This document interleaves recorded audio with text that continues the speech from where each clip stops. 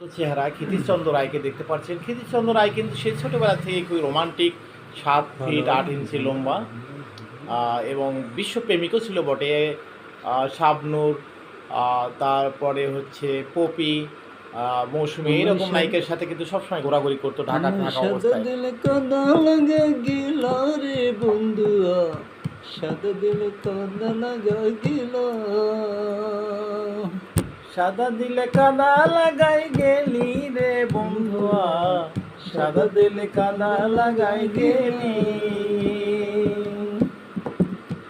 কত দিনের কত কথা হৃদয় আমার আছে রে গাতা, কি নিষ্ঠুর কেমনে ভুলে গেলি আয় রে, কি নিষ্ঠুর কেমনে ভুলে গেলি।